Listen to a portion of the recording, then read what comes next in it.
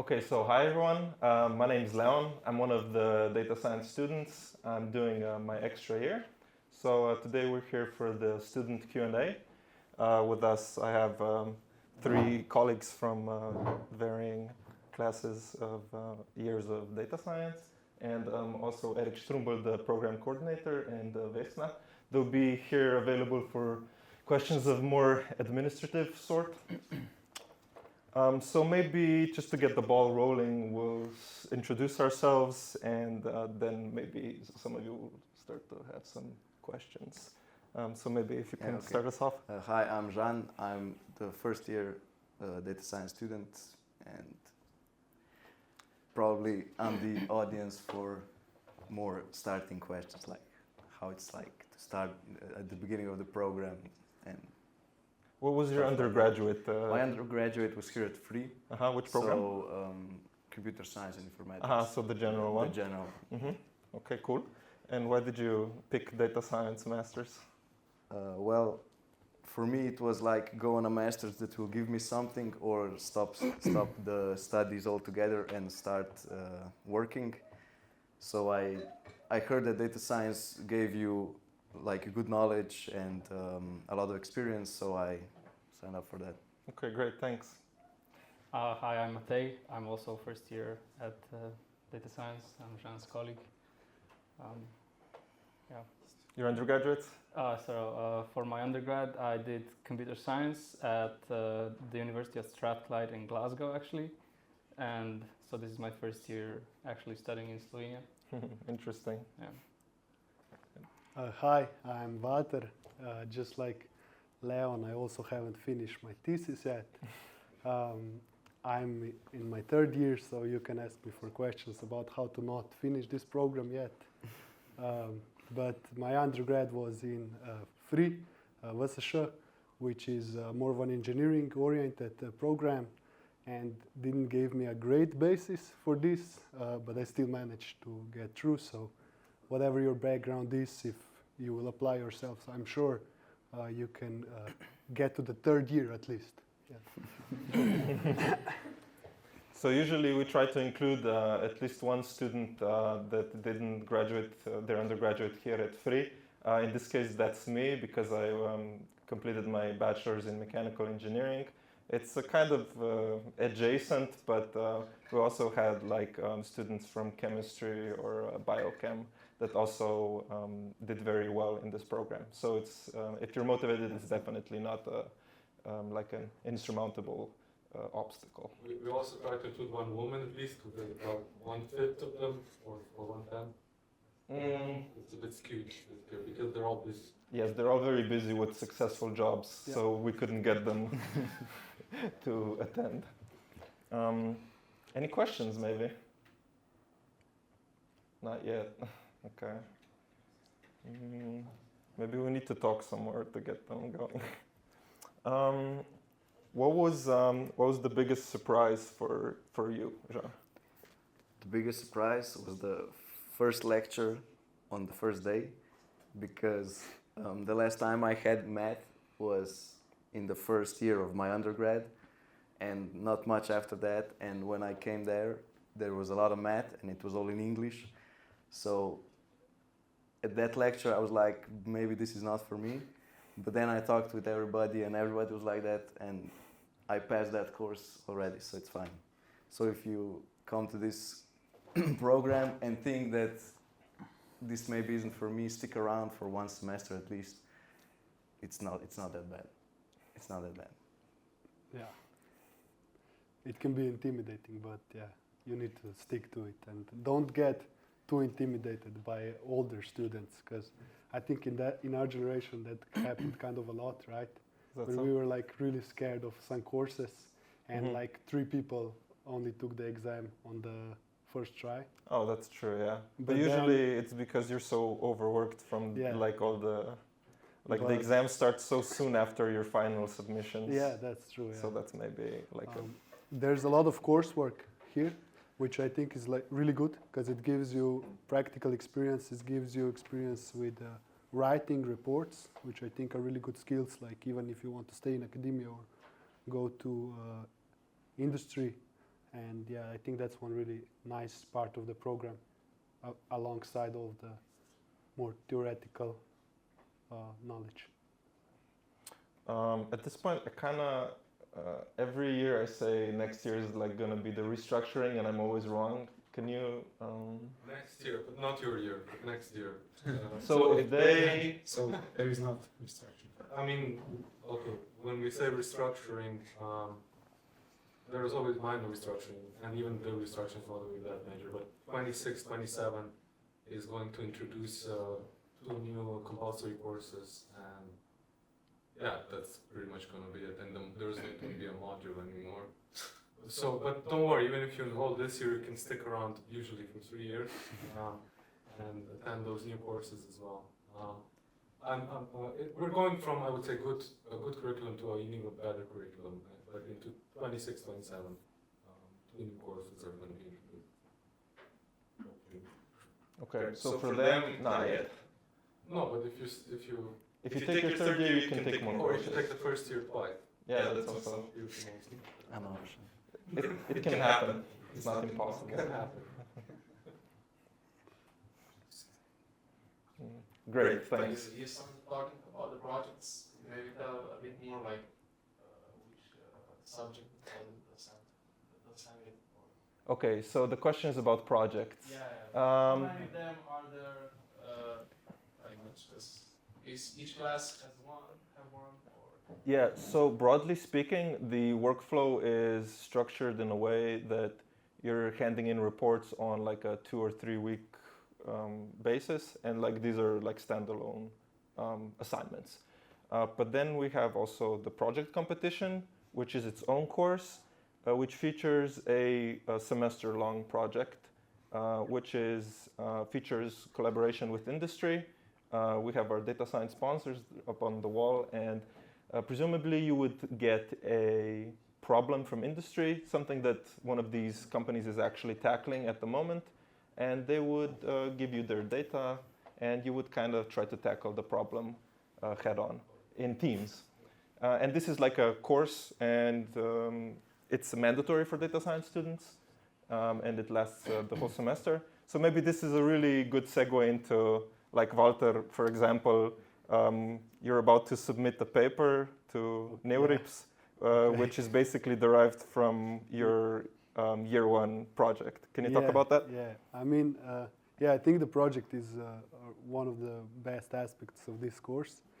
During this project, we kind of got a really open problem from our industry collaborators, and so we just our hands were really free, so we just started exploring it, and then we got into this field that we thought was relatively new, and we started doing research and collecting different data sets, different methods, and then we ended up with kind of a survey paper, which we at the end of the project we were like, oh, there's actually a lot of content here, so maybe we can write a paper from this.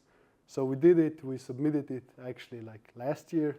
It didn't get accepted, but now we made a few refinements. It was already accepted at a non-archival venue, and now we're, as Leon mentioned, we're sending a refined submission to NeoRIPS, which is, the deadline is in Friday, but we're nearly finished, so probably before I graduate. Yeah. Top 3 places also get an award. I don't know, does it go up top 5?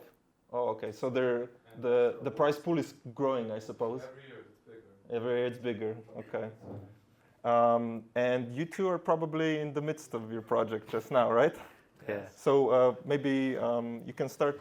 Which company are you doing yours with, and what's the problem? So we're on the team together. We're in the team together. So Okay. initially we were supposed to work with Insight and Stuff at Home, a Middle Eastern company who supplies furniture. However, they decided to pull out of the project. Mm-hmm. So we found a data set which was kind of representative of the same kind of forecasting problem. So it's like Walmart predictions of how much stock of different items they might need. So we've been working on that for the past month. Okay. How's it going? It's going. It's going. Yeah, it's going. We're finishing it.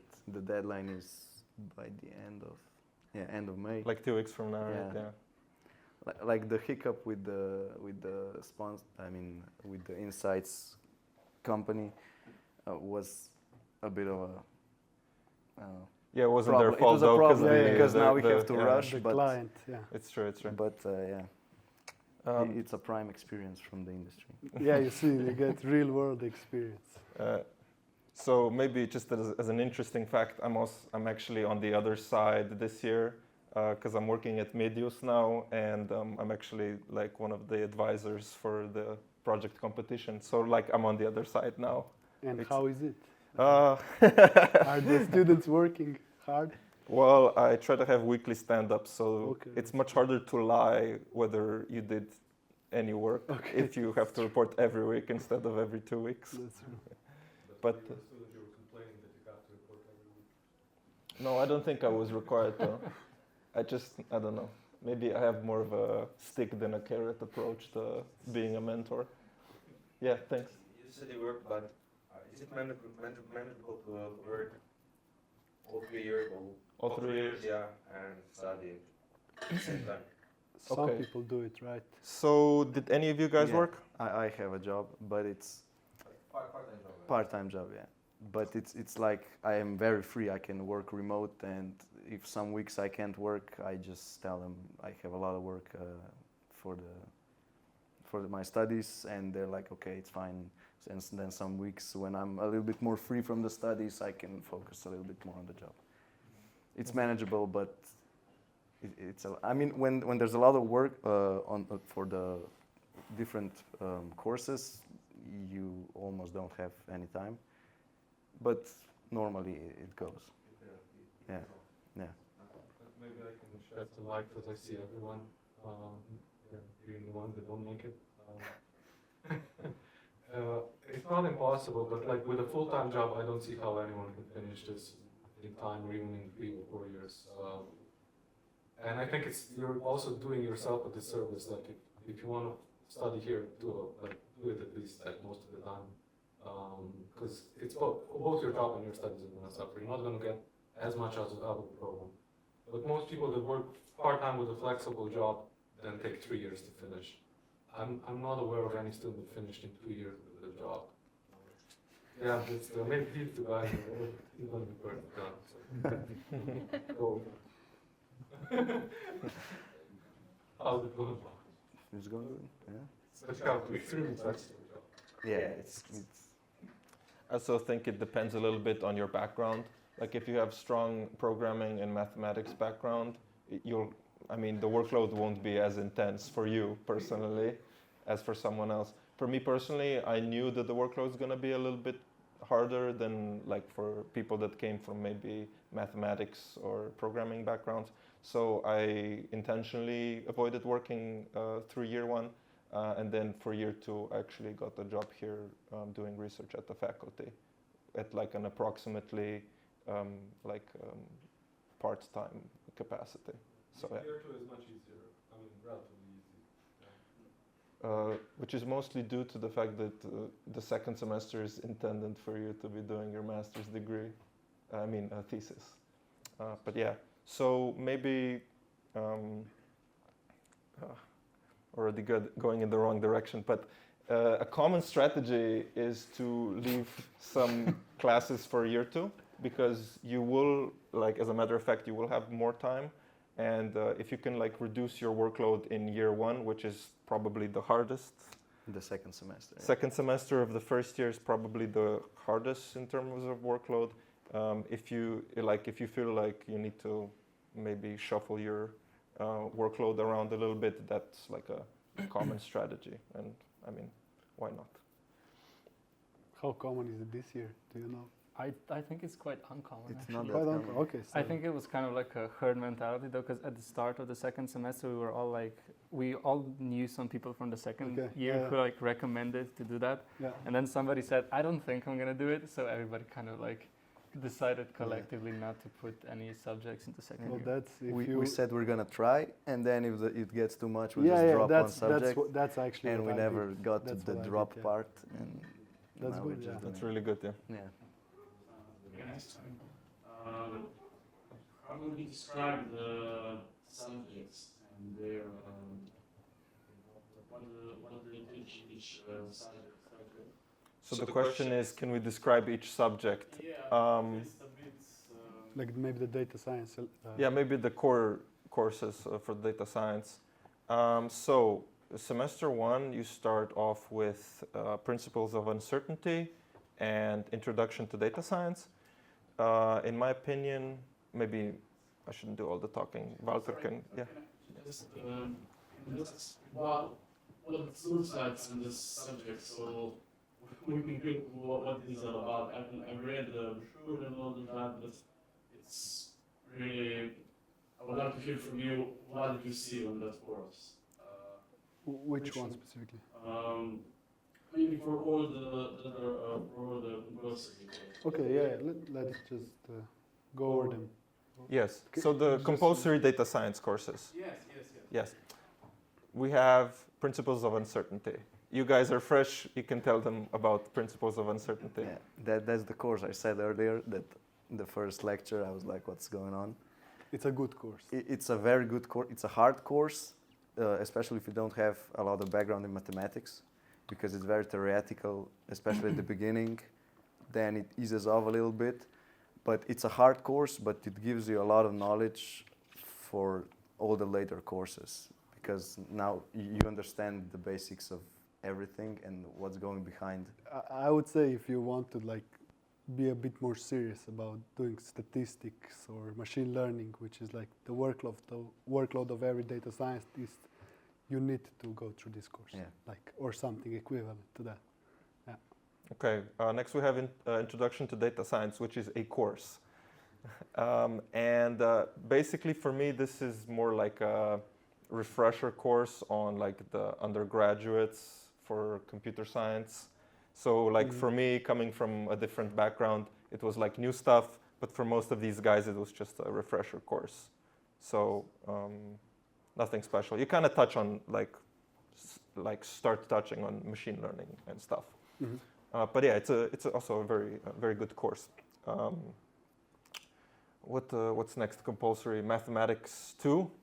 Yeah. That's already One, maybe And one. first one. Yeah, but one is in free also. So Yeah. Okay. I mean, it's just true, yeah. it's just linear linear algebra and algebra. calculus, right? And calculus, So you know the basics. Yeah. But it's good because the things you do at mathematics 1, then you later, like 2 weeks later, you use in principles of uncertainty, and they go together. Like it's, I don't know. It's a euphoric experience. Yeah, yeah, Seeing yeah. something from one subject used in another, it's like Yeah, it's really Yeah, nice. they're made to fit together. You're and not- they- Sometimes you're not used to this in the undergrad. Usually you're not. Yeah. Yeah.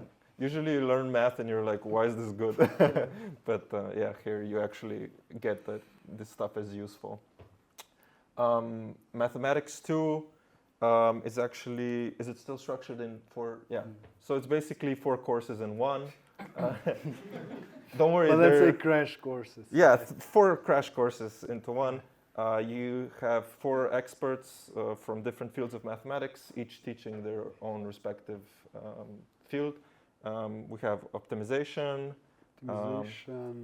we have linear programming, programming, optimization, and Markov chain. Monte Markov Carlo. chains, yeah. And elder meters in the end. No, Mhm. that's Is that linear programming. So then it's multilinear And- algebra. Oh yeah, one.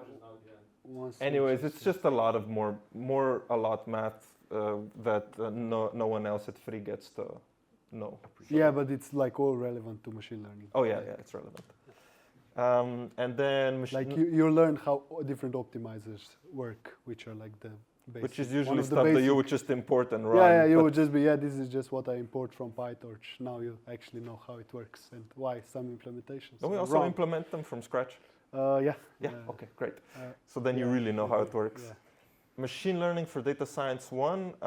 So this is like the first more focused machine learning. This is also basically implementing a bunch of what we would consider like traditional machine learning algorithms from scratch. And these are like structured by assignment. So you'd have like 2 or 3 weeks to build a algorithm, apply it on some data, and then write a data science report on it. So it's kind of like the workflow. Also really good subject. I would recommend this even for people that are not data science students but want to do machine learning. Yeah, that would be. Is that an option? I think people from.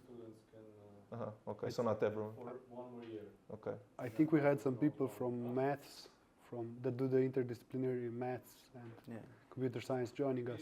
Ishirama? Yeah, Ishirama. Course. Okay. Probably up until 2026. Okay. Yeah. Okay. So cool. And then in year 2, it's pretty much whatever. I think you can go for all the 4 core courses because you have to pick 2. Yeah, Bayesian statistics really interesting. It's Very kind of like enjoyable. very course enjoyable. After principles of uncertainty, where you get to drill down on all the theory, here you can just like freely, nicely apply it in a very relaxed manner. And then most people take deep learning from deep Skochai, learning which is is very popular. I think like a general elective. Yeah. In my opinion, it's kind of like late because it's a second semester. Yeah, it's like second year. according to some opinions of some professor, it should be like an undergraduate course. Yeah, I think the basic. Like deep learning, not that this course should be because it's a bit advanced, but like a similar course at an undergraduate level. I think so should too. be there, which I agree with. Yeah. Is that a? We have 2 more. No. Big data and machine learning too. Yeah. So machine learning for data. I mean, but this course like changes every year, so I don't even know what the. Yes, it is always the same. That's true, actually. That is true.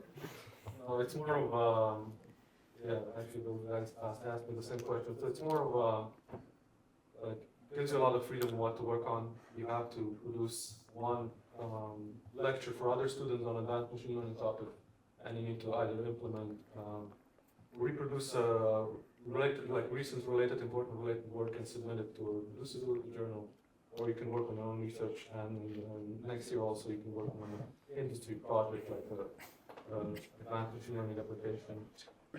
So part of it is producing a lecture for the other students, so studying one topic really well and then learning from each other, and the other part is applying either in research or in industry on advanced machine learning. So I would actually draw a parallel between the like project competition and this course. That's like kind of an insight into industry, and this is a good insight into academia. Like we were working on a reproducibility study, and we found out that most of the stuff that was written in their paper was actually just wrong, which you learn as you get into more and more research. That's more the norm than the exception. So I think it was a really cool experience, and I would recommend taking that course if it will be still the same the next year, which according to Eric it might as well be. Full disclosure, Walter is very research focused, so I like that's like his personal preference. That's true, yeah. I am biased, but consistent, man. They don't get it yet. I would say there are a lot of parallels between research and industry. One of the biggest compliments that I get for our students is that sometimes they get a problem and then the boss tells them, okay, this is the starting point, and then they open up some math papers, and then the bosses are surprised. They saw all that math and didn't get scared. They still read on and tried to figure it out. That's always a good thing to hear. Even for those going into industry, that's the main point, that you're not scared, that you've lifted those heavy weights before and you're not scared that you need to lift it. I have a question. Yeah. Could you let us know a little bit more about the new courses that are going to be introduced next year? So we maybe skip this year. Skip this year. One of the courses are bad because they're like run for the first year. So there were 2 or maybe 3. Like I have a list of major problems with this program. So, can't deal with all of them, but as like I have some priorities. One thing was that depending on which module you pick, you can have a very heavy workload or a very low workload. Depends. A very heavy or catastrophically heavy workload. So that's why we're not going to have a module in the first year, but we're going to introduce 2 more compulsory courses and 2 general electives. So you can pick whatever you want. physical education, knitting, whatever makes it easier for you. So it's going to be like 8 mandatory courses. The 2 new courses solve 2 problems. One problem was that there's too much work in principles of uncertainty.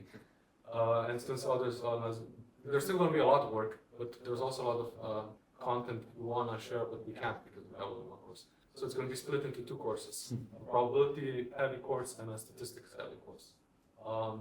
And in the second year, the new course is going to be sort of data engineering for data scientists. Going through mostly focusing on DevOps, MLOps, data ops. So everything that you need to know if you're, at least how much we can cover one semester. It's going to be a project-based course, as in like you learn new stuff and then you're building upon your project. And in a team, and at the end, you hopefully have done this at least once, so you're ready.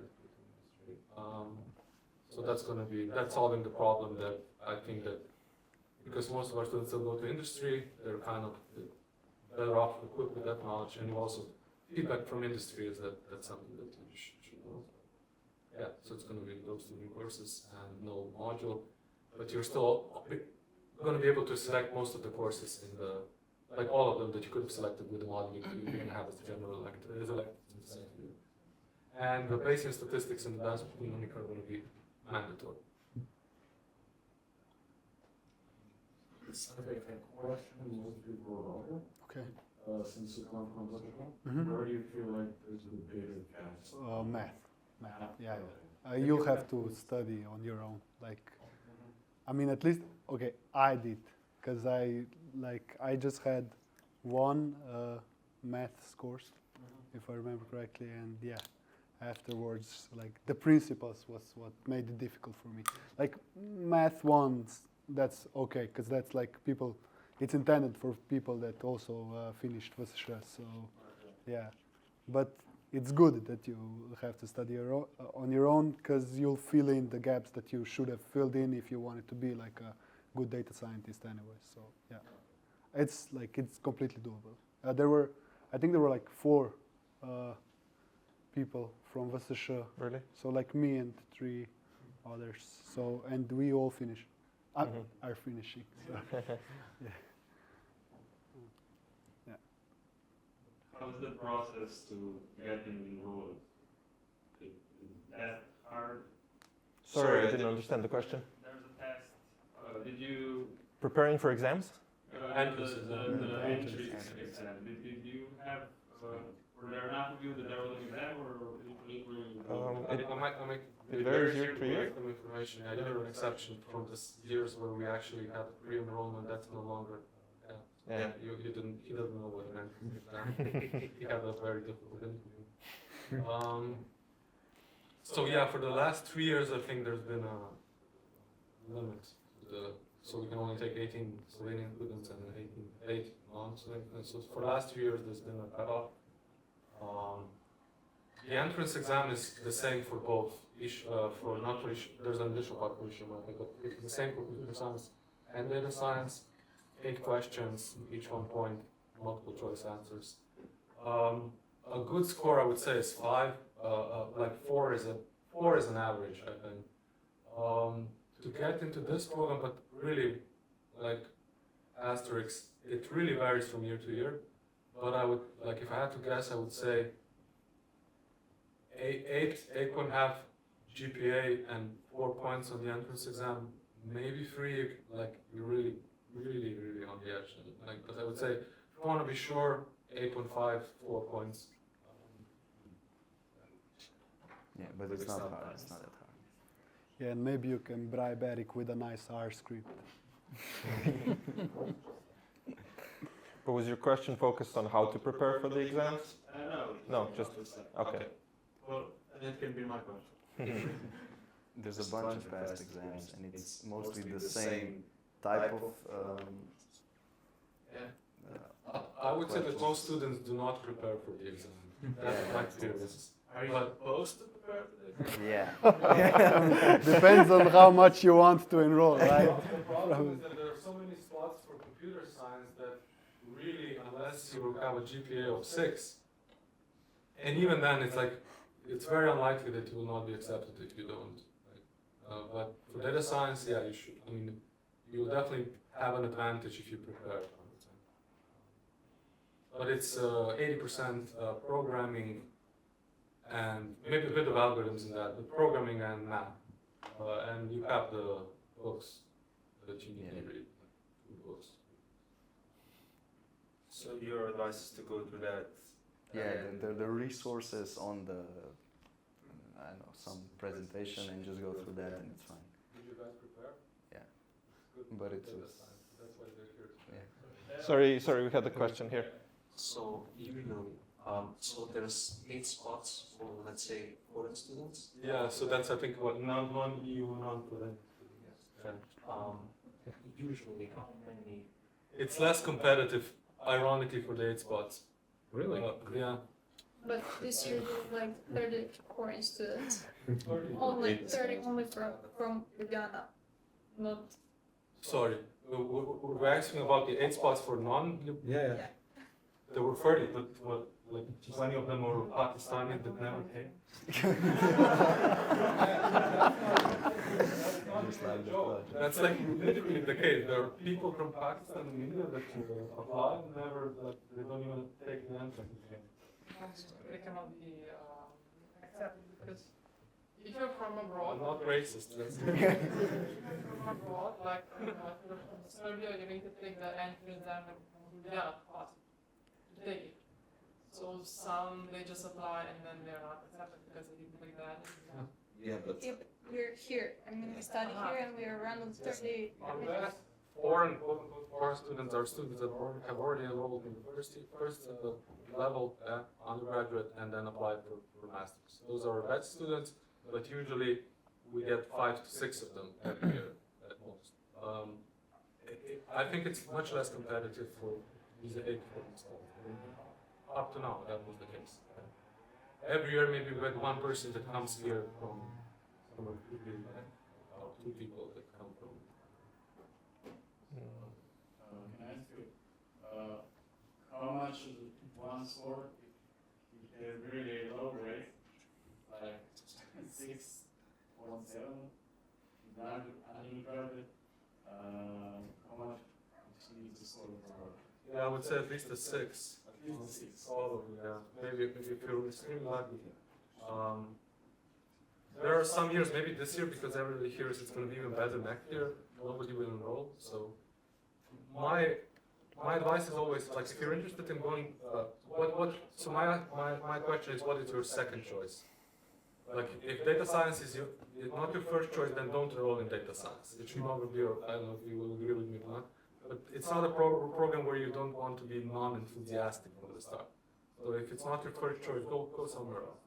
It will be better for you and probably for.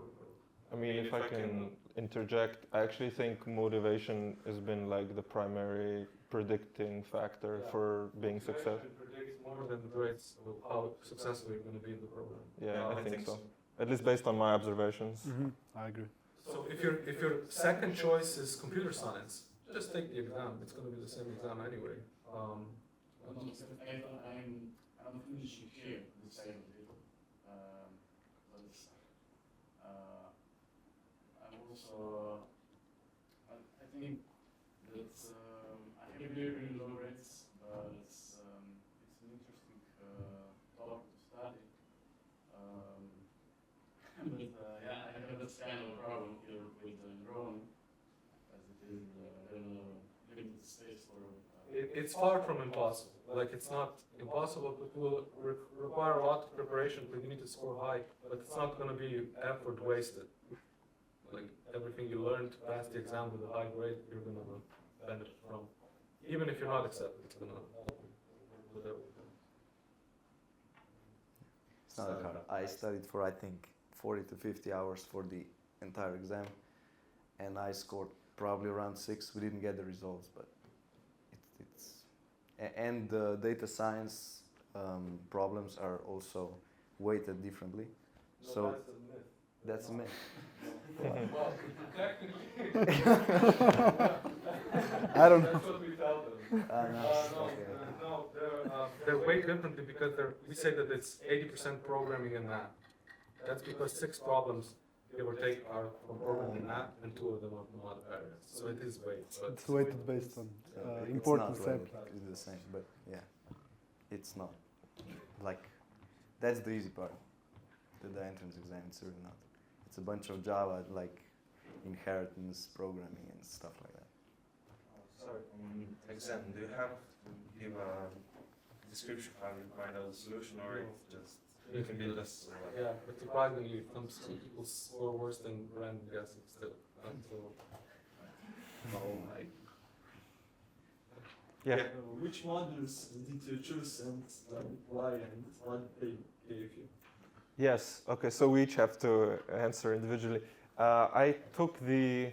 I forget what exactly the name is, but it's the one that has bioinformatics and.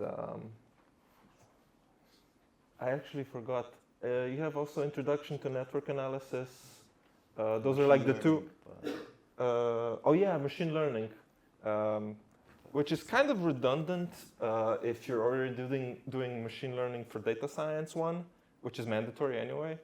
But it's kind of like you have to pick the whole module. So it was like that one was the most interesting. Because it has bioinformatics in, right? And Yeah, that's why I I think people picked it. I liked bioinformatics, and introduction to network analysis was also really interesting because it's like a really nice introduction to then if you want to use graph neural networks, which is also an elective for year 2, I think. And then the other courses were just kind of okay for me. But yeah, what did you pick? Yeah, we have the vision module. I don't know the exact. And the courses were bioinformatics. No, it was Bio image-based signal biometry process. Yeah. and biomedical signal processing was first semester, and then it was natural language processing and advanced computer vision It's methods. Yeah. So is your module the highest workload? Yeah. Yeah. I think so too.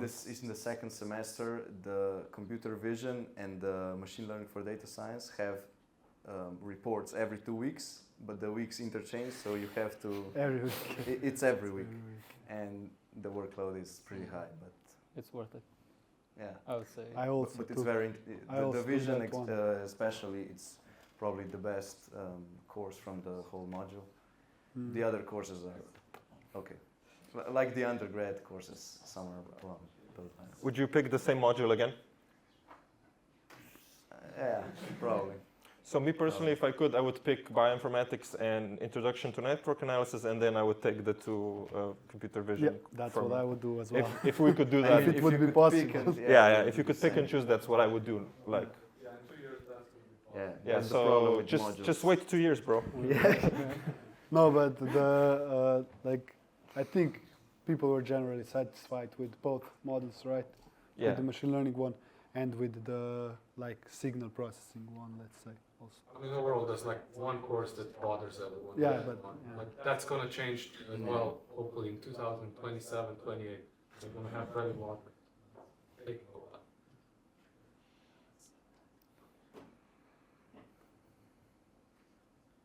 Since you mentioned that math is really hard in the first semester, do you think that the knowledge you gained from free uni, so ALMA and linear algebra, do you think that knowledge was satisfactory as a good basis for the subjects Math 1 and Math 2?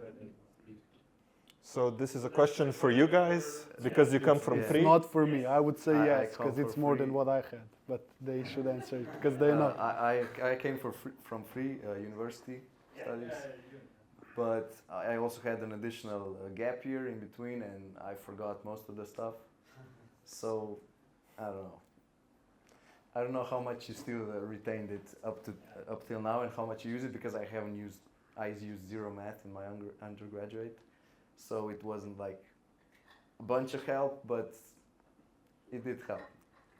Actually felt But, like it was a pretty decent reset, Yeah, like I think- regardless of what you had for your undergraduate.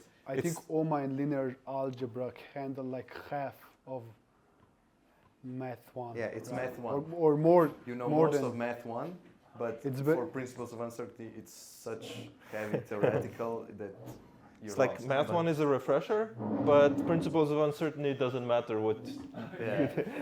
you If have you're not from mathematics Yeah, undergraduate, it's more you- for like mathematics, Yeah. it's the same for everyone. which, yeah, it's more abstract. Yeah, thank Which topics will cover in mathematics?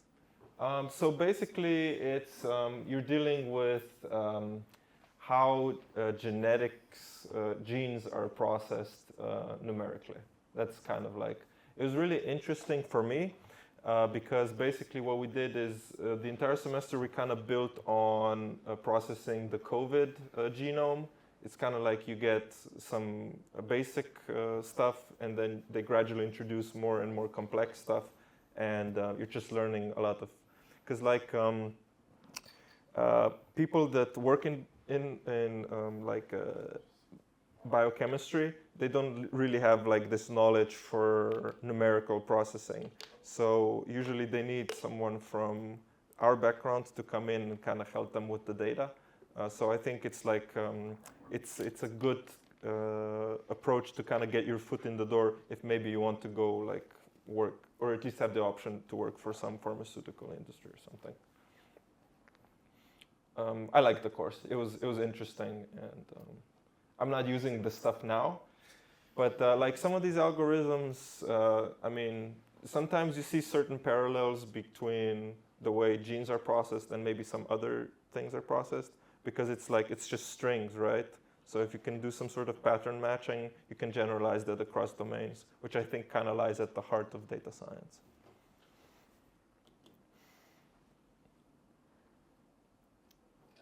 How is it with the exchange? Exchange. Don't do it. No, Walter being biased once again.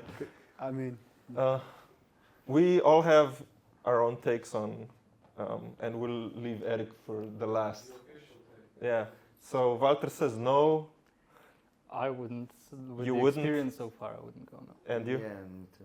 Okay. So my personal take is you have 4 semesters of data science. Like at the very least, you go on exchange for 1 semester. So you're throwing away 1/4 of a really good program to go party somewhere for half a year. I don't know. I mean, for the students that did go, like my classmates, I think they missed out on some good courses, and like the programs abroad are always like worse. from what why I said no, don't go, it because from my conversations with classmates that did go, unanimously regretted it basically, or were like, I would rather have taken some courses here than at the faculty where I was having my exchange. Yeah. Okay, and maybe Eric. Yeah, that's the general sentiment that nobody has come back and said, "Oh, I learned so much there." At best, it's like, okay, well, this wasn't bad. So if your goal is to learn a lot, I think you have your answer. But if your goal is like, there are other things like networking, even partying. Like if partying is your goal, sure, why not? Formally, we're not absolutely. I mean, we're kind of absolutely against exchanging the first year. We've had an exception, but the compromise was, sure, go in the first year, but you still have to pass all the courses in the first year. You can replace the module courses if you want, but you cannot avoid mandatory courses from the program by going abroad. Okay, even if you go in the second year, you're demanded, like you're required to do the master's here and 2 out of the 4 core electives. So same as everyone else. So everyone that passes this program has went through the same 4 courses. That you cannot avoid. Yeah. Other than that, like we have every year maybe like 3, 4, 5 students that go on exchange. 6. Yeah, the experience is usually maybe I had fun. It was different people, new ties, but the courses were like.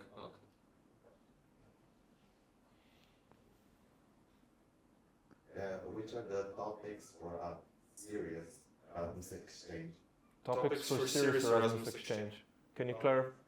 What do you mean? Oh, top picks. Serious. Yeah, we're not aware of any. I don't think there's not good foreign programs. I just don't think our university has contractual agreements with the good ones. So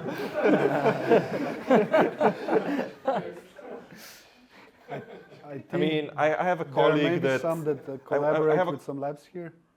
Huh? Is there like an option? Does VCOS collaborate with this, some university in Prague? Maybe like this kind of, where some lab is working with, and you can then work on a project. Yeah, I don't know. Or master's thesis. Yeah, something like that. Yeah. You can do part of the masters as well. Yeah? You can actually take it like supervisor here and supervisor there. You can. Write the master's thesis. But you can look for writers with universities where we don't have contract. So save that for your PhD, I guess. No. It's more about having the right supervisor. Like if you're going somewhere, you want to be serious. Like it may be an average university, but if the guy is really an expert, or a woman, really an expert in the field, then it might work. So Just a question about the changes. So if we were to go,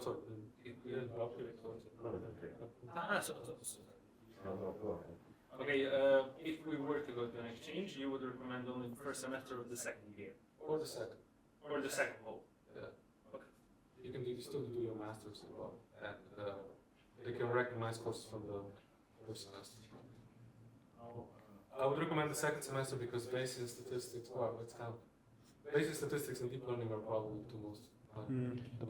Bayesian is first semester and deep learning is second. semester, so you're going to be losing a good course no matter which. What is the final? If you're, I don't know, probably big data, advanced, if you're more into industry, then go into the first semester. If you're more into research, go into the second. Also to do some internship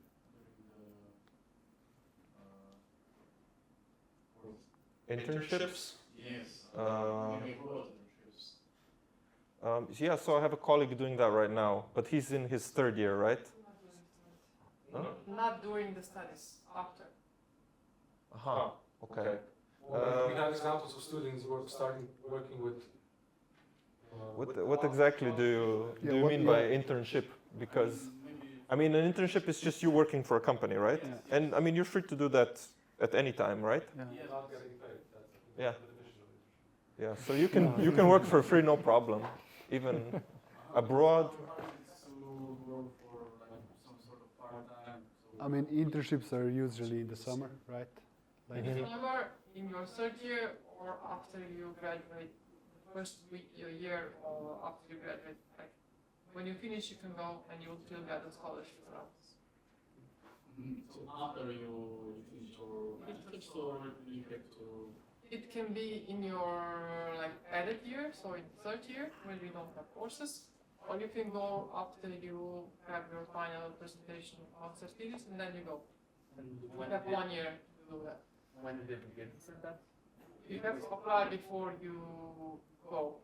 If you go to, it's an open call. It's Verda did that. She went to Sweden. Oh yeah.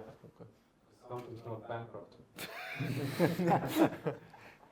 Because of her salary. No, because of the electric power. Oh yeah.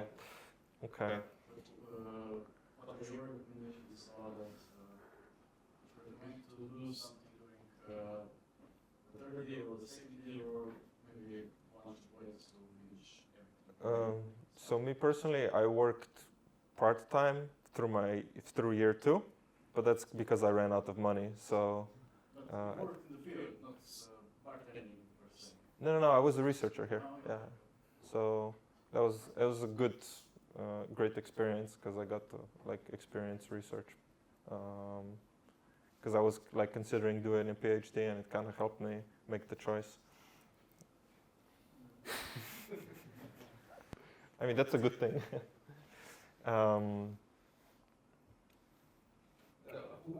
lot of our students, like through the project course, they make some ties with the companies that they're working with, and it's quite not uncommon. Like maybe even 1/3 of students do something maybe for their masters. Well, except you can take the course next year if you want. Every year I have to apologize to one team because something goes wrong with 12 projects with industry. Always something goes wrong. You never predicted where it will go wrong, but you can predict with certainty that it will go wrong somewhere. This year it's these guys. I stopped apologizing. It's not personal. Yeah, a lot of students work in their third year and then go work for the company and then find a better job after 2 years. That's the Sorry, there's a question in the back. Yeah, I have an administrative question. I'm finishing bachelor's in biology.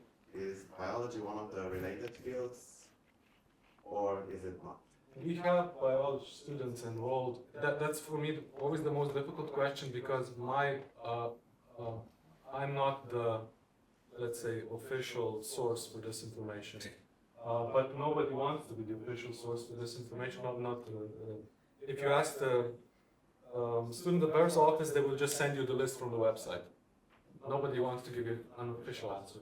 Unofficial answer, we've had at least two biology students here from next door that enrolled without an entrance, without taking extra exams. So I would say that there is a precedence and you will not be required to do any extra exam. But if you want to be absolutely sure, you would have to send your, transcripts to students' affairs office and then be explicit. No, I want an explicit answer because I want to know, and then it will take 2 months, and then they will tell you. I'm currently attending Introduction to Algorithms in Big Data Science and Programming. Should that be enough? From my experience, students from biology have a relatively low starting point. Like they need to work hard in the first year to catch up. So you should expect to do a lot of work to catch up, to be honest. But far from being impossible. But that's kind of what the introduction to data science course is for, right? It's too easy with it, but it's going to be difficult. But we had bioinformatics students, we had chemistry students. Like I said, most of the time it's not about your starting point. It's about how dedicated you are. If you really want, nothing will stop you. It's not impossible.